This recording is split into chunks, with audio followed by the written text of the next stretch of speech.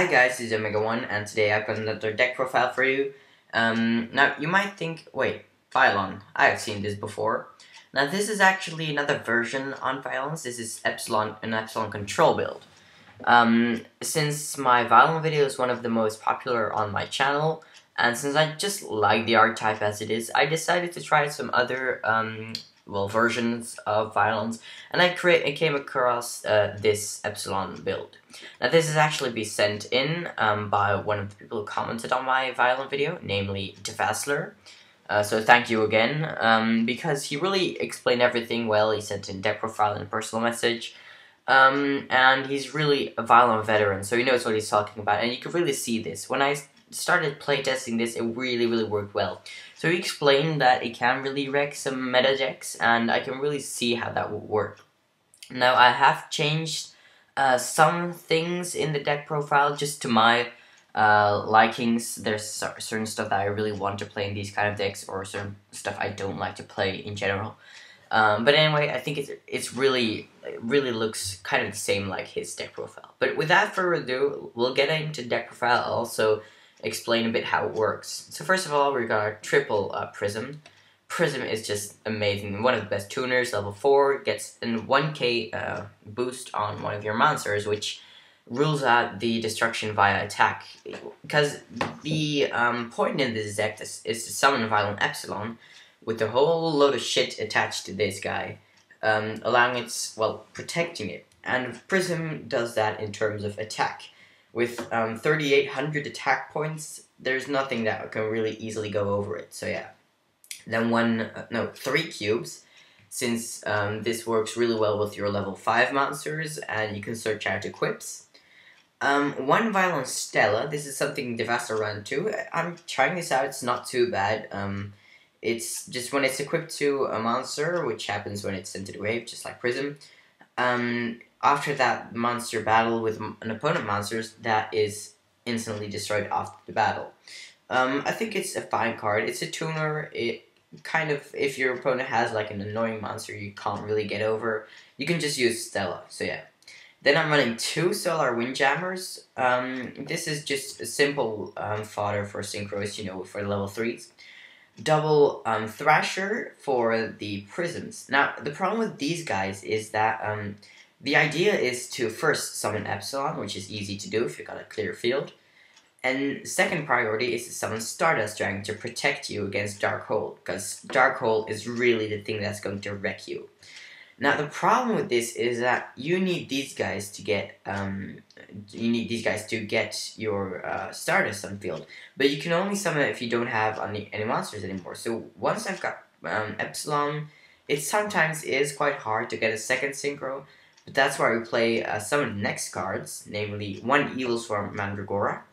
Now this might seem weird, but it's actually pretty nice. It's easy to summon, probably because you're going to only have Epsilon on the field before you got Stardust. So you can easily summon this guy and then a Prism or something. Double Summoner Monk, really great card. Just summon that Prism and get an instant 38 Epsilon. Really great card. 1 T-King, kind of to add to the control stun kind of deck. 1 Honest, because yeah, you're playing a lot of lights, especially in extra deck. And 1 BLS. For the spells, I'm running 3 Segments and 3 Filaments. These are the spells that are going to protect your Epsilon. So Segment protects your Epsilon from being targeted by monster effects or trap effects, which is really useful. So BLSs or the Dimensional Prism, they don't work on Epsilon. And Filament protects you from Mirror Forces, which is also nice. Now, of course, Dark Hole is the only card that can really do anything right here, so that's why you need Stardust. The next card is Matter. Just to recycle a bit, get some more consistency. I told in my last Vylon video that I really like this card, and it's really nice. Triple MST, you really want to have a clean summon on your monsters, so yeah. Double Instant Fusion is a really easy way to get your synchros. It's just kind of a staple in these kind of decks. Now this is where my build kind of differs from Devastler, namely I'm running double Pot of Duality and 1 Rhoda. Now, one of the problems I have with this deck is kind of consistency.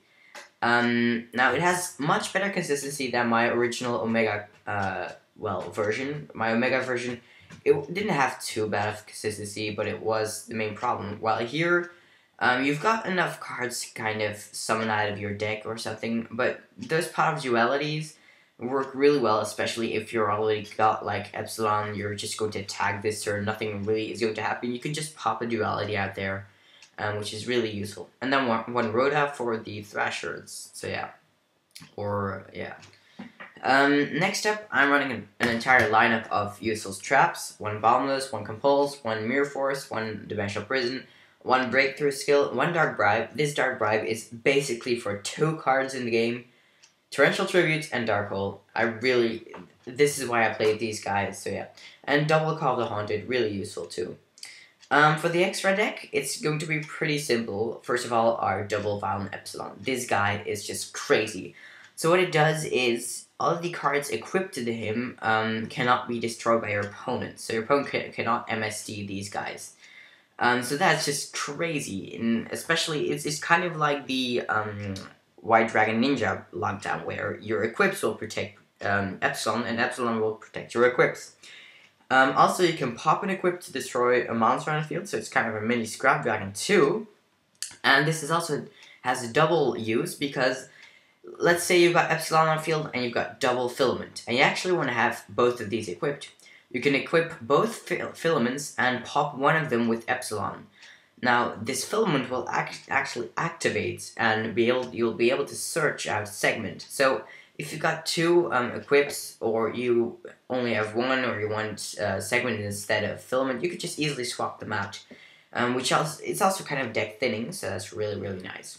So, 2 of these is a really great number. And then 1 Alpha, which is pretty easy to summon with Solar Windjammer or anything from your Instant Fusion bunch, with a Prism, and this is the best option because then you've got a 3200 Alpha, which cannot be destroyed by card effects, and you can equip something from the grave. So if you have this guy with a Prism, and maybe 1 or 2 of these equips, your opponent can just scoop, unless, of course, they get something with higher attack, but that is why you got these little guys, and of course you can also have like a very strong Epsilon. So Alpha is, in general, a really, really great Vylon control card. There have also been Vylon Alpha control builds. I think this is kind of a combination of the 2. And 1 Star Reader, haven't really summoned this guy too much, but it's really just worst case scenario card. 1 Stardust, I explained this guy, protect your monsters. Scrap Dragon, even though you've got Epsilon to do some of that, action, Scrap Dragon also works really well if you want to pop back row. Red Dragon Archfiend, this is just a 3k beater, if you really need to have this.